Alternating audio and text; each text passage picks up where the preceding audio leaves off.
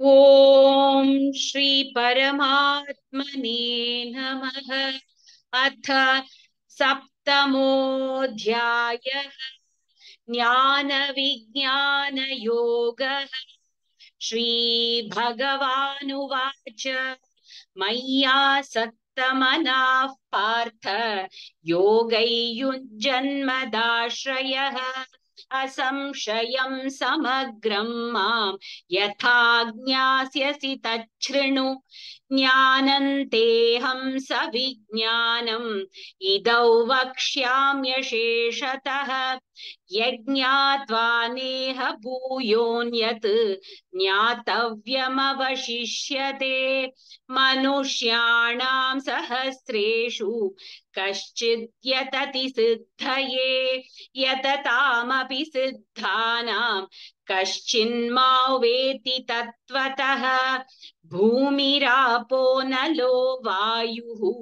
खं मनो बुद्धिरेव च अहंकार इतीयं मे भिन्ना प्रकृतिरष्टधा। अपरेयमितस्त्वन्यां प्रकृतिं विद्धि मे परां जीवभूतां महाबाहो ये यदन्धार्यते जगत्। एतद्योनीनि भूतानि सर्वाणीत्युपधारय अहं कृत्स्नस्य जगतः प्रभवः प्रलयस्तथा मत्तः परतरं नान्यत् किञ्चिदस्ति धनञ्जय। मयि सर्वमिदं प्रोतं सूत्रे मणिगणा इव रसोऽहमप्सु कौन्तेय प्रभास्मि शशिसूर्ययोः। प्रणवः सर्ववेदेषु शब्दः ह्ये पौरुषं नृषु। पुण्यो गन्तः पृथिव्याञ्च तेजश्चास्मि विभावसौ। जीवनं सर्वभूतेषु तपश्चास्मि तपस्विषु। बीजं मां सर्वभूतानां विद्धि पार्थ सनातनं। बुद्धिर्बुद्धिमतामस्मि तेजस्तेजस्विनामहं। बलं बलवतां चाहं कामरागविवर्जितं। धर्माविरुद्धो भूतेषु कामोऽस्मि भरतर्षभ। ये चैव सात्विका भावाः राजसास्तामसाश्च ये मत्त एवेति तान् विद्धि न त्वहन्तेषु ते मयि। त्रिभिर्गुणमयैर्भावैः येभिः सर्वमिदं जगत् मोहितन्नाभिजानाति मामेभ्यः परमव्ययम्। दैवी ह्येषा गुणमयी मम माया दुरत्यया। मामेव ये प्रपद्यन्ते मायामेतान्तरन्ति ते। न मां दुष्कृतिनो मूढाः प्रपद्यन्ते नराधमाः। माययापहृतज्ञानाः आसुरं भावमाश्रिताः। चतुर्विधा भजन्ते मां जनाः सुकृतिनोऽर्जुन। आर्तो जिज्ञासुरर्थार्थी ज्ञानी च भरतर्षभ। तेषां ज्ञानी नित्ययुक्तः एकभक्तिर्विशिष्यते। प्रियो हि ज्ञानिनोऽर्थ्यम् अहं स च मम प्रियः। उदारः सर्व एवैते ज्ञानी त्वात्मैव मे मतम्। आस्थितः स हि युक्तात्मा मामेवानुतमां गतिम्। बहूनां जन्मनामन्ते ज्ञानवान् मां प्रपद्यते। वासुदेवः सर्वमिति स महात्मा सुदुर्लभः। कामैस्तैस्त्रैर्हृतज्ञानाः प्रपद्यन्तेऽन्यदेवताः तन्तन्नियममास्थाय प्रकृत्या नियता स्वया यो यो यायान्तनुं भक्तः श्रद्धयार्चितुमिच्छति तस्य तस्याचलां श्रद्धां तामेव विदधाम्यहम् सतया श्रद्धया युक्तः तस्याराधनमीहते लभते च ततः कामान् मयैव विहितान् हितान् अन्तवत्तु फलं तेषां तद्भवत्यल्पमेधसाम् देवान् देवयजो यान्ति मद्भक्ता यान्ति मामपि अव्यक्तौ व्यक्तिमां पन्नं मन्यन्ते माम बुद्धयः परं भावमजानन्तः ममाव्ययमनुत्तमम् नाहं प्रकाशः सर्वस्य योगमाया समावृतः मूढो यन्नाभिजानाति लोको मामजमव्ययम् वेदाहं समतीतानि वर्तमानानि चार्जुन भविष्यानि च भूतानि मां तु वेद न कश्चन इच्छाद्वेषसमुत्थेन द्वन्द्वमोहेन भारत सर्वभूतानि सम्मोहं सर्गे यान्ति परन्तप येषां त्वन्तगतं कथं पापं जनानां पुण्यकर्मणां ते द्वन्द्वमोहनिर्मुक्तः मुक्ताः भजन्ते मां दृढव्रताः जरामरणमोक्षाय मामाश्रित्य यतन्ति ये ते ब्रह्म तद्विदुः कृत्स्नम् अध्यात्मं कर्म चाखिलं साधिभूतादिदैवं मां साधियज्ञं च ये विदुः प्रयाणकालेऽपि च मां ते विदुर्युक्तचेतसः ॐ तत्सदिति श्रीमद्भगवद्गीतासु उपनिषत्सु ब्रह्मविद्याया योगशास्त्रे श्रीकृष्णार्जुन संवादे ज्ञानविज्ञानयोगो नाम सप्तमोऽध्यायः।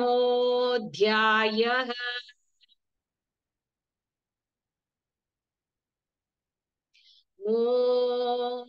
श्री परमात्मने नमः। अथ अष्टमोऽध्यायः अक्षरब्रह्म योगः। अर्जुन उवाच किं तद्ब्रह्म किमध्यात्मं किं कर्म पुरुषोत्तम अधिभूतं च किं प्रोक्तम् अधिदैवं किमुच्यते अधियज्ञः कथं कोत्र देहेऽस्मिन् मधुसूदन प्रयाणकाले च कथं ज्ञेयोऽसि नियतात्मभिः। श्रीभगवानुवाच अक्षरं ब्रह्म परमं स्वभावोऽध्यात्ममुच्यते भूतभावोद्भवकरः विसर्गः कर्म संज्ञितः अधिभूतं क्षरो भावः पुरुषश्चाधिदैवतम् अधियज्ञोऽहमेवात्र देहे देहभृतावर अन्तकाले च मामेव स्मरन् मुक्त्वा कलेवरं यः प्रयाति समद्भावम् याति नास्त्यत्र संशयः यय्यौ वापि स्मरन् भावं त्यजत्यन्ते कलेवरम् तन्तमेवैति कौन्तेय सदा तद्भावभावितः तस्मात् सर्वेषु कालेषु मामनुस्मरयुत्यज मय्यर्पितमनो बुद्धिः मामेवैष्यस्य संशयम् अभ्यासयोगे योगयुक्तेन चेतसा नान्यगामिना परमं पुरुषं दिव्यं याति पार्थानुचिन्तयन् कवीं पुराणमनुशासितारम् अनोरणीयां समनुस्मरेद्यः सर्वस्य धातारमचिन्त्य रूपम् आदित्यवर्णं तमसः परस्तात् प्रयाणकाले मनसाचलेन भक्त्या युक्तो योगबलेन चैव भ्रुवोर्मध्ये प्राणमावेश्य सम्यक् सतं परं पुरुषमुपैति दिव्यम् यदक्षरौ वेदविदो वदन्ति विशन्ति यद्यतयो वीतरागाः यदिच्छन्तो ब्रह्मचर्यं चरन्ति तत्ते पदं संग्रहेण प्रवक्ष्ये सर्वद्वाराणि संयम्य मनोहृदि निरुध्य च मूर्ध्याधायात्मनः प्राणम् आस्थितो योगधारणाम् ओमित्येकाक्षरं ब्रह्म व्याहरन् मामनुस्मरन् यः प्रयाति त्यजन्तेऽहं स याति परमां गतिम् अनन्यचेता सततं यो मां स्मरति नित्यशः तस्याहं सुलभः पार्थ नित्ययुक्तस्य योगिनः मामुपेत्य पुनर्जन्म दुःखालयमशाश्वतम् नाप्नुवन्ति महात्मानः संसिद्धिं परमां गताः आब्रह्म भुवना लोकाः पुनरावर्तिनोऽर्जुन मामुपेत्य तु कौन्तेय पुनर्जन्म न विद्यते सहस्रयुगपर्यन्तम् अहर्यद्ब्राह्मणो विदुः रात्रियुगसहस्रान्तां तेहोरात्रविदो जनाः अव्यक्ताव्यक्तयः सर्वाः प्रभवन्त्यः रागमे रात्र्यागमे प्रलीयन्ते तत्रैवाव्यक्तसंज्ञके भूतग्रामः स एवायं भूत्वा भूत्वा प्रलीयते रात्र्यागमे वशः पार्थ प्रभवत्यः रागमे परस्तस्मातु भावोऽन्यो व्यक्तो व्यक्तः सनातनः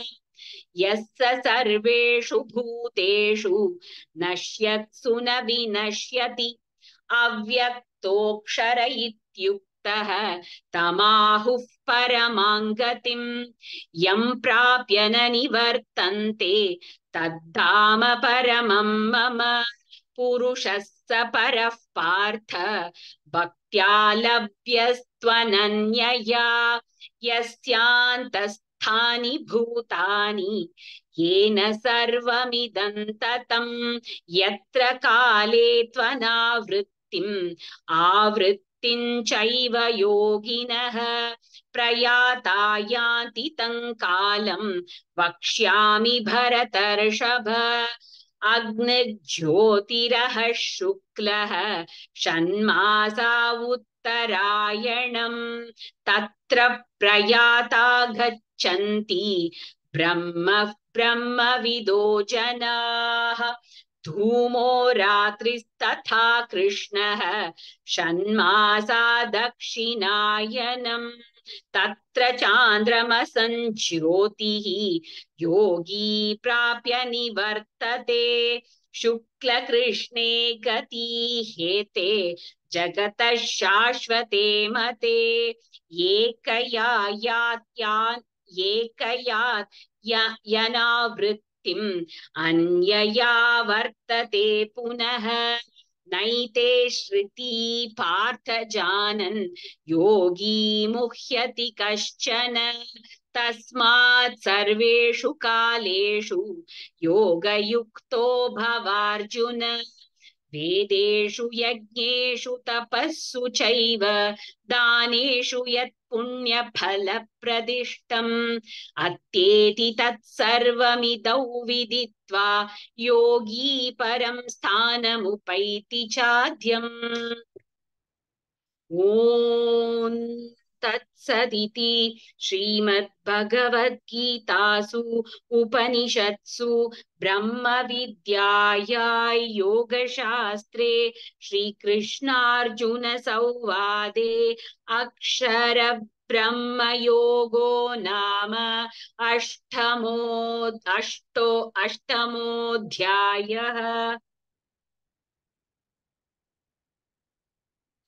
ॐ श्री परमात्मने नमः। अथ नवमोऽध्यायः राजविद्या राजगुह्ययोगः। श्रीभगवानुवाच इदं तु ते गुह्यतमं प्रवक्ष्याम्यनसूयवे ज्ञानौ विज्ञानसहितं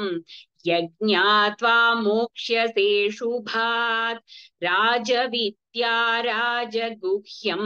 पवित्रमिदमुत्तमम् प्रत्यक्षावहमं धर्म्यं सुसुखं कर्तुमव्ययम् अश्रद्धधानाः पुरुषाः धर्मस्यास्य परन्तप अप्राप्य निवर्तन्ते मृत्युसंसारवर्त्मनि मया ततमिदं सर्वं जगतः व्यक्तमूर्तिना मत्स्थानि सर्वभूतानि न चाहं तेष्वस्थितः न च मत्स्थानि भूतानि पश्य मे योगमैश्वरम् भूतभृन्न च भूतस्थः ममात्मा भूतभावनः यथाकाशस्थितो नित्यं वायुः सर्वत्र गोमहान् तथा सर्वाणि भूतानि मत्स्थानीत्युपधारय सर्वभूतानि कौन्तेय प्रकृति यान्ति मामिकां कल्पक्षये पुनस्तानि कल्पादौ विसृजाम्यहम् प्रकृतिं स्वामवष्टभ्य विसृजामि पुनः पुनः भूतग्राममिमं कृत्स्नम् अवशं प्रकृतेर्वशात् न च मान्तानि कर्माणि निबध्नन्ति धनञ्जय उदासीनवदासीनम् असक्तं तेषु कर्मसु मयाध्यक्षेण प्रकृतिः सूयते सचराचरम् हेतुनानेन कौन्तेय जगत् विपरिवर्तते अवजानन्ति मां मूढाः मानुषीं तनुमाश्रितं परं भावमजानन्तः मम भूतमहेश्वरं मोगाशामोघकर्माणः मोघज्ञानाविचेतसः राक्षसीमासुरीं चैव प्रकृतिं मोहिनीं श्रुताः महात्मानस्तु मां पार्थ दैवीं प्रकृतिमाश्रिताः भजन्त्यनन्यमनसः ज्ञात्वा भूतादिमव्ययम् सततं कीर्तयन्तो मां यतन्तश्च दृढव्रताः नमस्यन्तश्च मां भक्त्या भक्त्या नित्ययुक्ता उपासते ज्ञानयज्ञेन चाप्यन्ये यजन्तो मामुपासते एकत्वेन पृथक्त्वेन बहुधा विश्वतो मुखम् अहङ्क्रतुरहैयज्ञः स्वधाहमहमौषधम् मन्त्रोऽहमहमेवाज्यम् अहमग्निरहं हुतम् पिताहमस्य जगतः माता धाता पितामहः वेद्यं पवित्रमोङ्कारः ऋक्सामयजुरेव च गतिर्भर्ता प्रभुः साक्षी निवासः शरणं सुहृत् प्रभवः प्रलयस्थानं निदानं बीजमव्ययम् तपाम्यहमहौ वर्षं निगृह्णाम्युत्सृजामि च अमृतं चैव मृत्युश्च सदसच्चाहमार्जुन त्रैविद्या मां सोमपाः पूतपापाः यज्ञैरिष्ट्वा स्वर्गतिं प्रार्थयन्ते ते पुण्यमासाद्य सुरेन्द्रलोकम्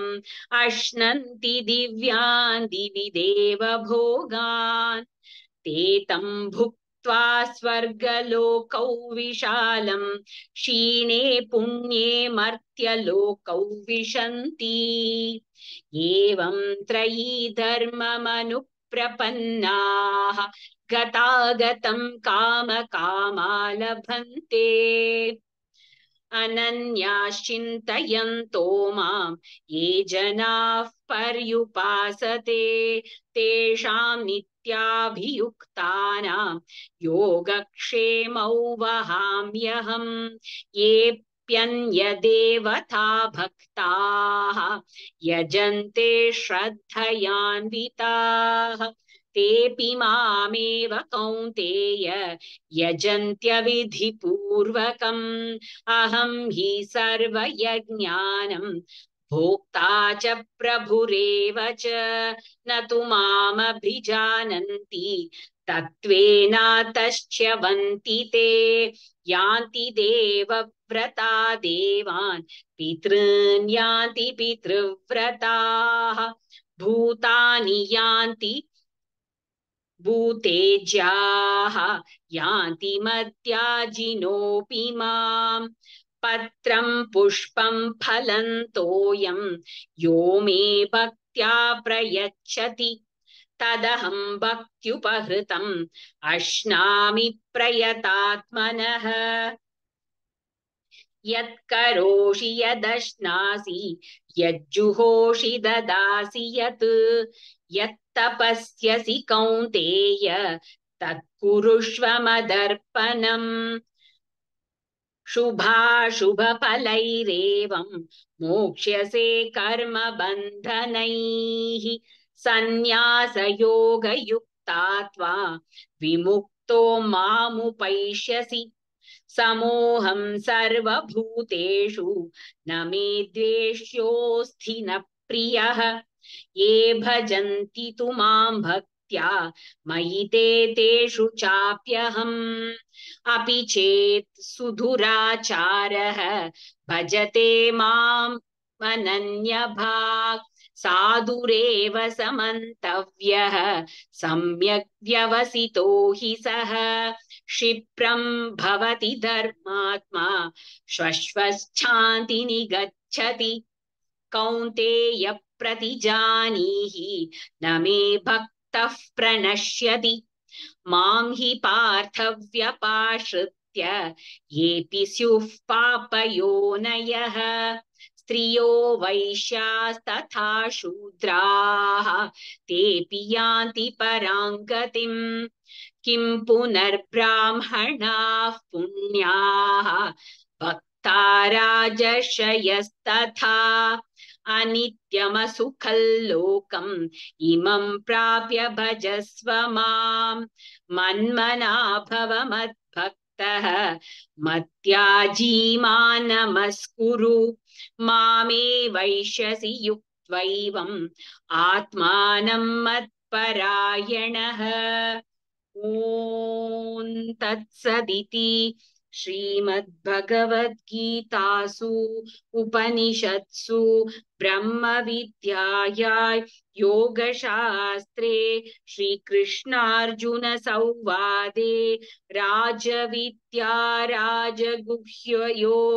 नाम नवमोऽध्यायः।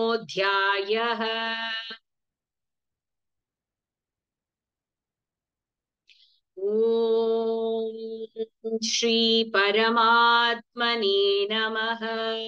अथ दशमोऽध्यायः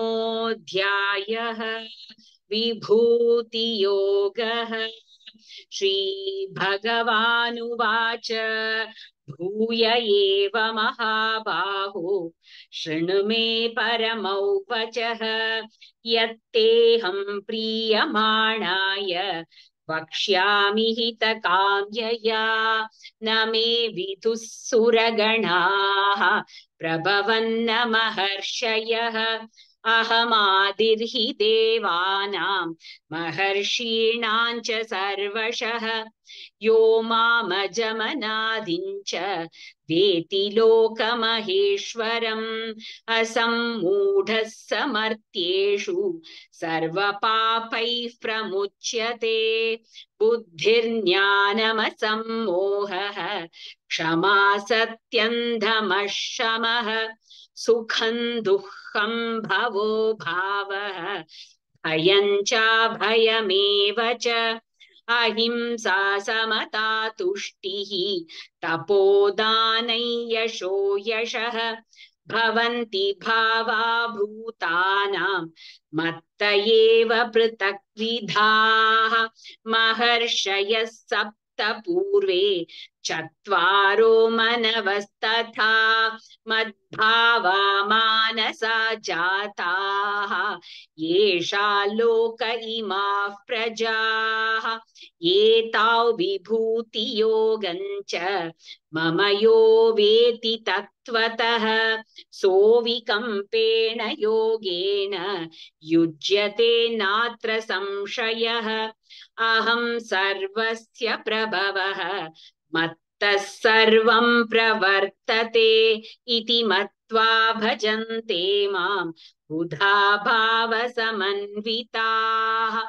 मच्चित्ता मत्कथः प्राणाः बोधयन्तः परस्परं कथयन्तश्च मां नित्यं तुष्यन्ति च रमन्ति च तेषां तत्सततयुक्तानां भजतां प्रीतिपूर्वकं ददामि बुद्धियोगं तं येन मामुपयान्ति ते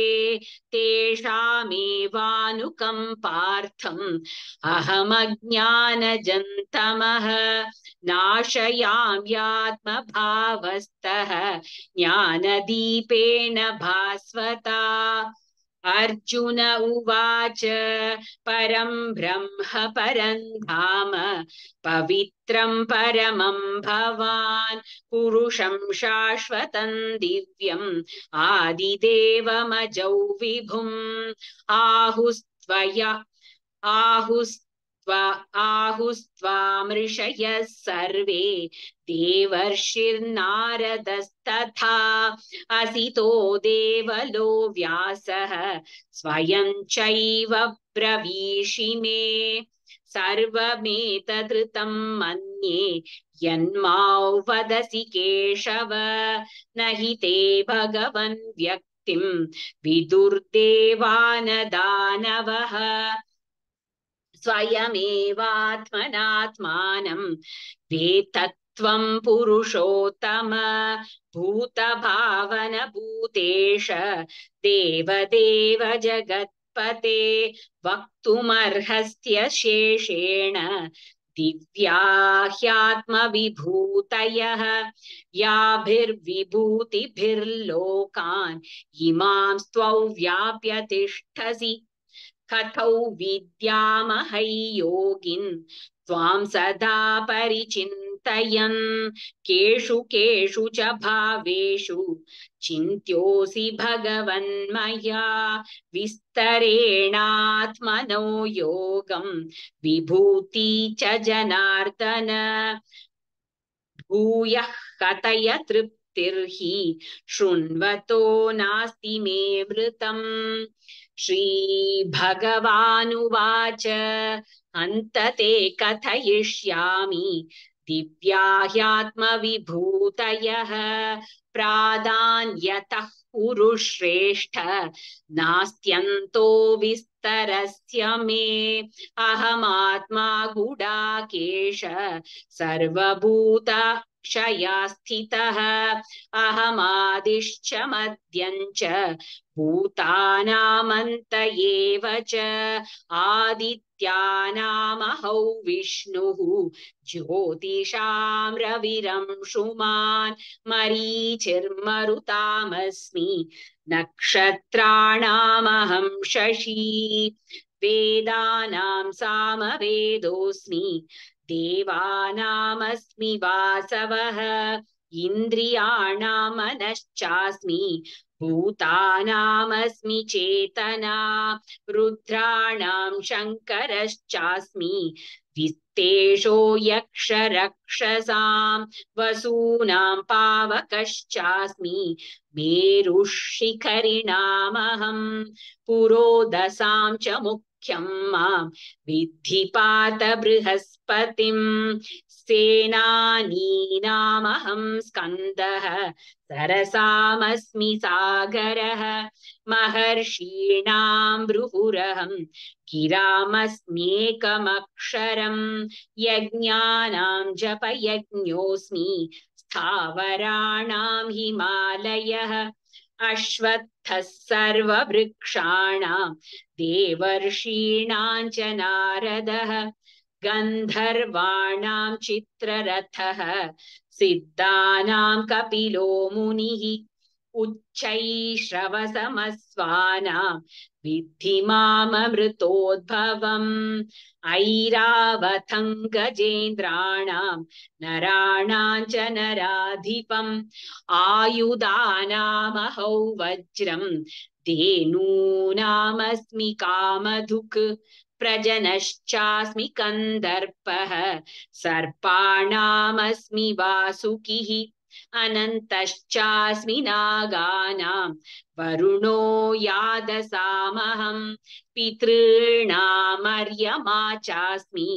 यमः संयमतामहं प्रह्लादश्चास्मि दैत्यानां कालः कलयतामहं मृगाणां च मृगेन्द्रोऽहं वैनतेयश्च पक्षिणां पवनः पवतामस्मि रामः शस्त्रभृतामहं झषाणां मकरश्चास्मि स्रोतसामस्मि जाह्नवी सर्गाणामादिरन्तश्च मध्यं चैवाहमर्जुन अध्यात्मविद्या विद्यानां वादः प्रवदथामहम् अक्षराणामकारोऽस्मि द्वन्द्वः सामसिकस्य च अहमेवाक्षयः कालः दाताहौ विश्वतो मुखः मृत्युः सर्वहरश्चाहम् उद्भवश्च भविष्यताम् कीर्तिर्श्रीर्वाक् च नारीणां स्मृतिर्मेधा धृतिः क्षमा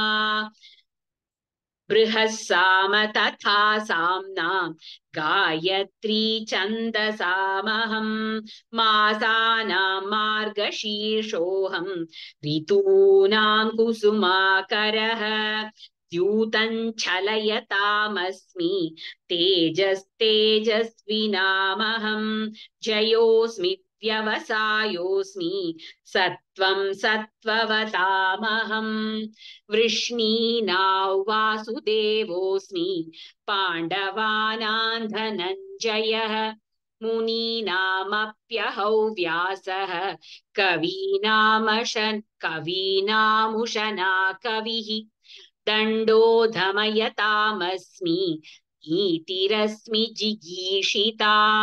मौनं चैवास्मि गुह्यानां ज्ञानवतामहं यच्चापि सर्वभूतानां बीजं तदहमर्जुन न तदस्ति विना यत् स्यात् मया भूतं चराचरं नान्तोऽस्ति मम दिव्यानां विभूतीनां परन्तप एष तु देशतः प्रोक्तः विभूतिर्विस्तरो मया ये यत्तद्विभूतिमत्सत्त्वं श्रीमदूर्जितमेव वा तत्तदेवावगच्छत्वं मम तेजोंशसम्भवम् अथवा बहुनैतेन किं ज्ञातेन तवार्जुन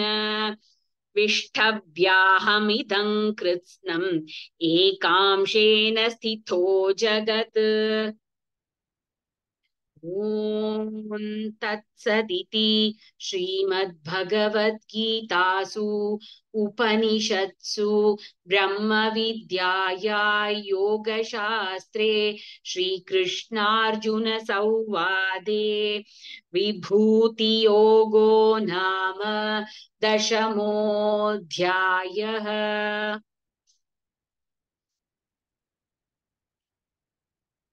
ॐ श्री परमात्मने नमः। अथ एकादशोऽध्यायः विश्वरूपदर्शनयोगः। अर्जुन उवाच मदनुग्रहाय परमं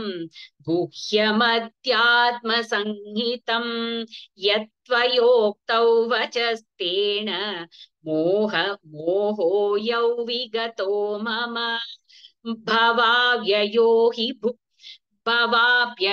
हि भूतानां श्रुतौ विस्तरशो मया त्वत्तः कमलपत्राक्ष माहात्म्यमपि चाव्ययम् एवमेतद्यथार्थत्वम् आत्मानं परमेश्वर द्रष्टुमिच्छामि ते रूपम् ऐश्वरं पुरुषोत्तम मन्यसे यदि तच्छक्यं मया द्रष्टुमिति प्रभो योगेश्वर ततो मे त्वं दर्शयात्मानमव्ययम्। श्रीभगवानुवाच पश्य मे पार्थरूपाणि शतशोथसहस्रशः नानाविधानि दिव्यानि नानावर्णाकृतीनि च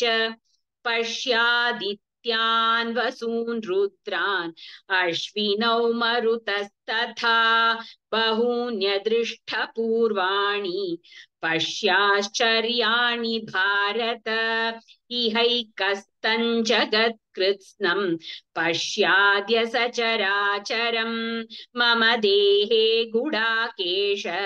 यच्चान्यद्द्रष्टुमिच्छसि न तु मां शक्यसे द्रष्टुम् अनेनैव स्वचक्षुषा दिव्यं ददामि ते चक्षुः पश्य मे योगमैश्वरम्। सञ्जय उवाच एवमुक्त्वा ततो राजन् महायोगेश्वरो हरिः दर्शयामास पार्थाय परमं रूपमैश्वरम् अनेकवक्त्रनयनम् अनेकाद्भुतदर्शनम् अनेकदिव्याभरणम् दिव्यानेकोद्यतायुधम् दिव्यमाल्याम्बरधरम्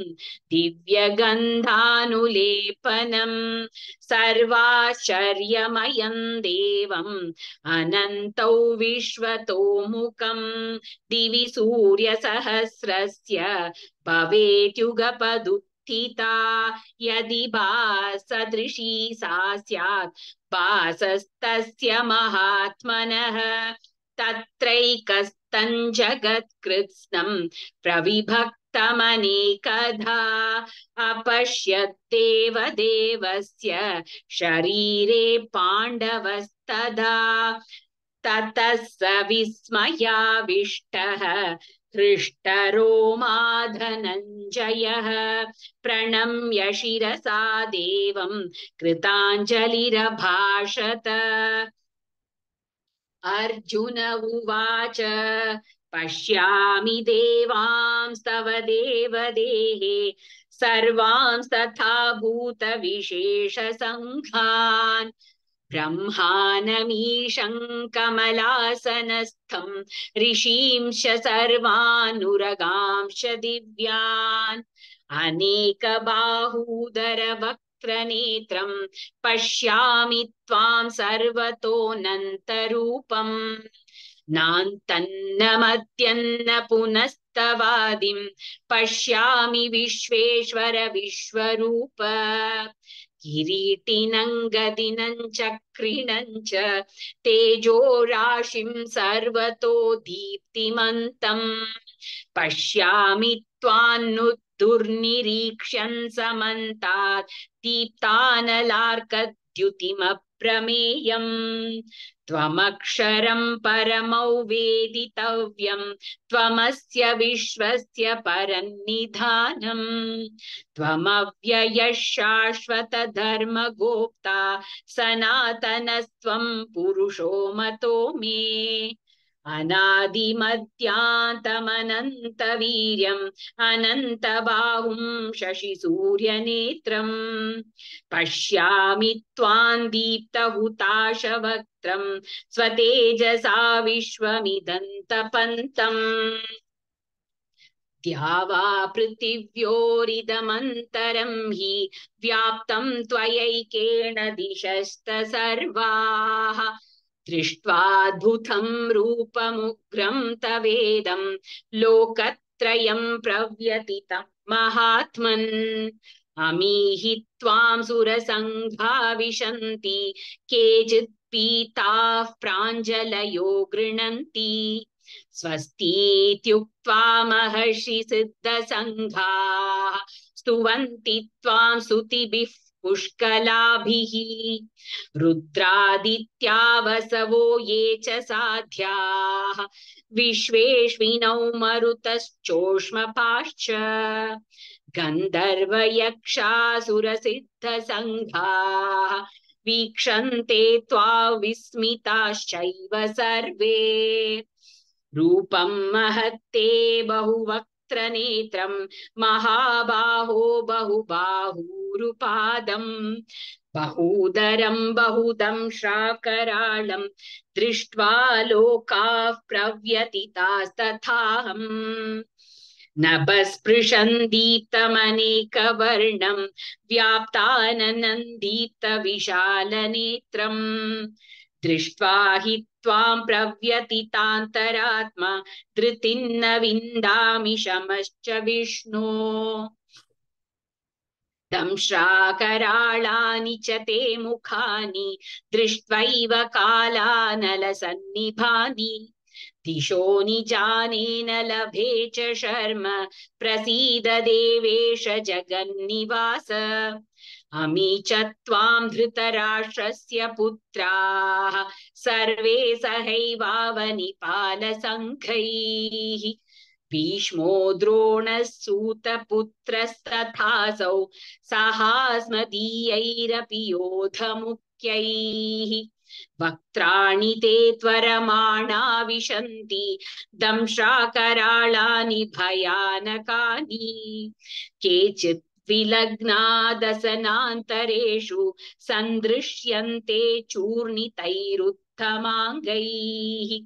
यथा नदीनां बहवोऽम्बुवेगाः समुद्रमेवाभिमुखा द्रवन्ति तथा तवामि नरलोकवीराः विशन्ति वक्त्राण्यभिविज्वलन्ति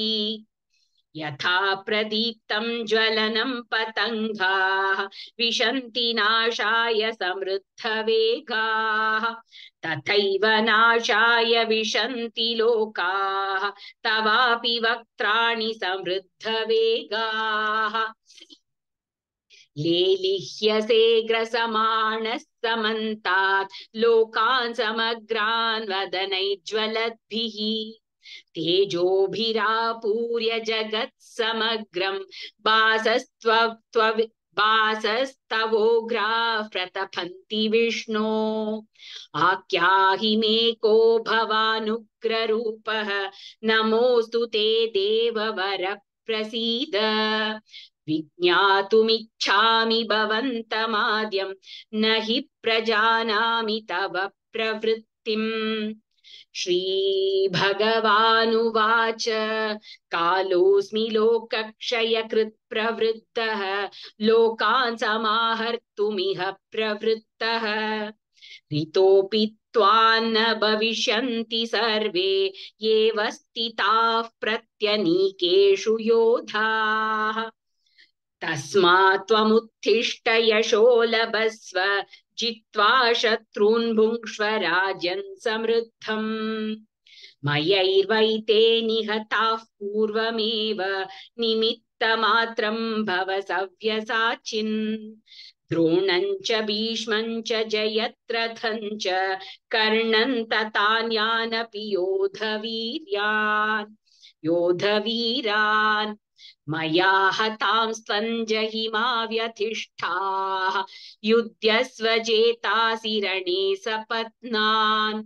सञ्जय उवाच एतच्छ्रुत्वा वचनं केशवस्य कृताञ्जलिर्वेपमानः किरीटी नमस्कृत्वा भूय एवाह कृष्णं सगद्गतं भीतः प्रणम्य अर्जुन उवाच स्थाने हृषीकेश तव प्रकीर्त्या जगत्प्रहृष्यत्यनुरज्यते च रक्षांसि भीतानि दिशो द्रवन्ति सर्वे नमस्यांति च सिद्धसङ्घाः कस्माच्च तेन न मेरन्महात्मन् गरीयसे ब्रह्मणोऽप्यादिकर्त्र अनन्तदेवेश जगन्निवास त्वमक्षरं सदसत्तत्परयत् त्वमादिदेवः पुरुषः पुराणः त्वमस्य विश्वस्य परन्निधानम् वेत्तासि वेद्यं च परं च धाम त्वया ततौ विश्वमनन्तरूप वायुर्यमोऽग्निर्वरुणः शशाङ्कः प्रजापतिस्त्वं प्रपितामहश्च नमो नमस्तेस्तु सहस्रकृत्वः पुनश्च भूयोऽपि नमो नमस्ते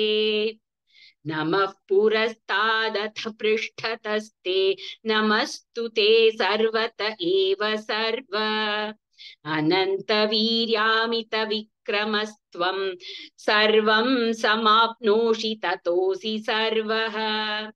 सखेति मत्वा प्रसभय्यदुक्तं हे कृष्ण हे यादव हे सखेति अजानता महिमानन्तवेदं मया प्रमादात् प्रणयेन वापि यच्चावहासाथमसत्कृतोऽसि विहारशय्यासनभोजनेषु एको तवाप्यच्युत तत्समक्षं तक्षामये त्वामहमप्रमेयम् पितासि लोकस्य चराचरस्य त्वमस्य पूज्यश्च गुरुर्गरीयान् न त्वत्समोऽध्यव्यतिखः कुतोऽन्यः लोकत्रयेऽप्यप्रतिमप्रभाव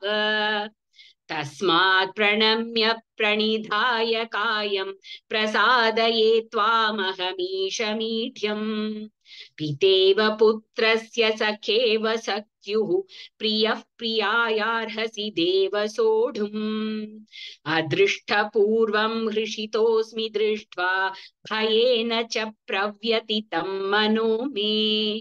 तदेव मे दर्शय देवरूपं प्रसीद देवेश जगन्निवास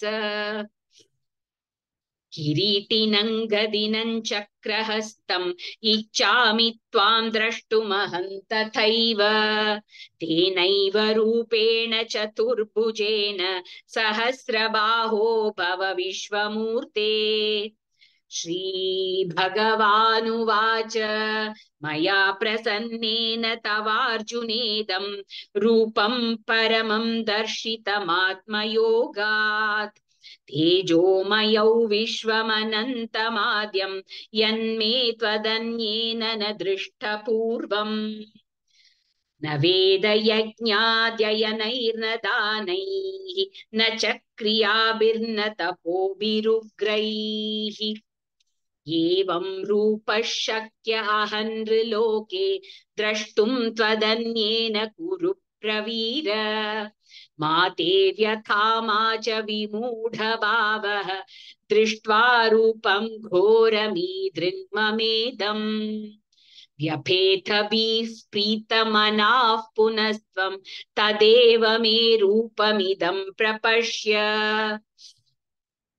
संजय उवाच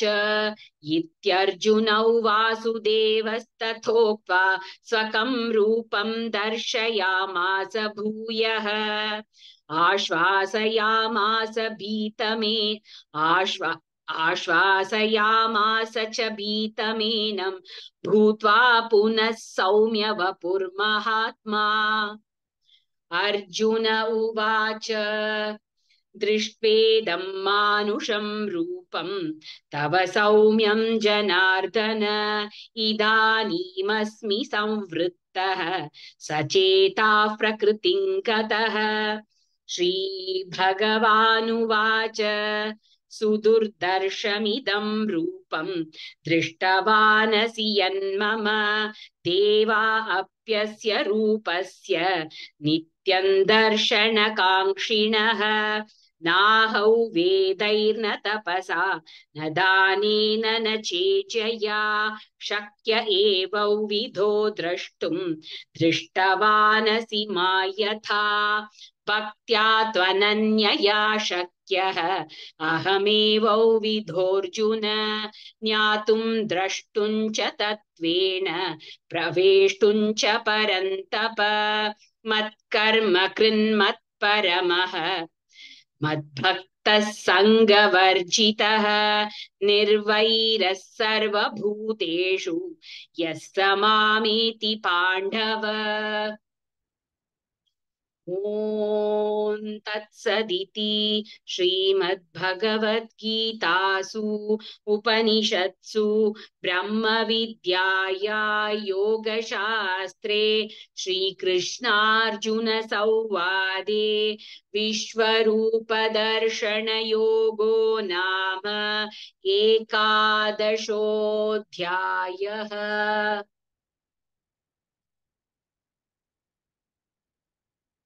ॐ श्री परमात्मने नमः। अथ द्वादशोऽध्यायः भक्तियोगः। अर्जुन उवाच एवं सततयुक्ताये भक्तास्त्वां पर्युपासते ये चाप्यक्षरमव्यक्तं तेषां के योगवित्तमाः। श्रीभगवानुवाच मय्यावेश्य मनो ये मां नित्ययुक्ता उपासते श्रद्धया परयोपेताः ते मे युक्ततमा मताः। ये त्वक्षरमनिर्देश्यम् अव्यक्तं पर्युपासते सर्वत्र गमचिन्त्यं च कूटस्थमचलं ध्रुवं सन्नियम्येन्द्रियग्रामं सर्वत्र समबुद्धयः ते प्राप्नुवन्ति मामेव सर्वभूतहिते रताः क्लेशोऽधिगतरस्तेषाम् अव्यक्तासक्तचेतसाम् अव्यक्ता हि गतिर्दुःखं देहवद्भिरवाप्यते ये तु सर्वाणि कर्माणि मयि सन्न्यस्य मत्पराः अनन्येनैव योगेन मां ध्यायन्त उपासते तेषामहं समुद्धर्ता मृत्युसंसारसागरात् भवामि न चिरात् पार्थ मय्यावेशितचेतसाम् मय्येव मन आधस्व मयि बुद्धिं निवेशय निवशिष्यसि मय्येव अत ऊर्ध्वन्न संशयः अत चित्तं समादातुं न शक्नोषि मयि स्थिरम् अभ्यासयोगेन ततः मामिच्छाप्तुं धनञ्जय अभ्यासेऽप्यः समर्थोऽसि मत्कर्म परमो भव मदर्थमपि कर्माणि कुर्वन् सिद्धिमवाप्स्यसि अतैतदप्यशक्तोऽसि कर्तुं मद्योगमाश्रितः सर्वकर्मफलत्यागं ततः कुरु यतात्मवान् श्रेयो हि ज्ञानमभ्यासात् ज्ञानाद्यानौ विशिष्यते ध्यानात् कर्मफलत्यागः त्यागात् शान्तिरनन्तरम् अद्वेष्टा सर्वभूतानां मैत्रः करुण एव च निर्ममो निरहङ्कारः समदुःखः सुखः क्षमी सन्तुष्ट सततं योगी यतात्मा दृढनिश्चयः मय्यर्पितमनो बुद्धिः यो मद्भक्तः स मे प्रियः यस्मानो द्विजते लोकः लोकानो द्विजते च यः हर्षामर्षभयोद्वेगैः मुक्तो यः स च मे प्रियः अनपेक्ष्यः शुचिर्दक्षः उदासीनो गतव्यतः सर्वारम्भपरित्यागी यो मद्भक्तः स मे प्रियः यो न हृष्यति न द्वेष्टि न शोचति न काङ्क्षति शुभाशुभपरित्यागी भक्तिमान् यः स मे प्रियः समशत्रौ च मित्रे च तथा मानापमानयोगो शीतोष्णसुखदुःखेषु समसङ्गविवर्जितः तुल्यनिन्दास्तुतिर्मौनी सन्तुष्टो येन केनचित् अनिकेतस्थिरमति भक्तिमान् मे प्रियो नरः ये तु धर्म्यामृतमिदं यथोक्तं पर्युपासते श्रद्धानामत्परमाः भक्तास्तेऽतीव मे प्रियाः ॐ तत्सदिति श्रीमद्भगवद्गीतासु उपनिषत्सु ब्रह्मविद्याया योगशास्त्रे श्रीकृष्णार्जुनसंवादे भक्तियोगो नाम 12 द्वादशोऽध्यायः।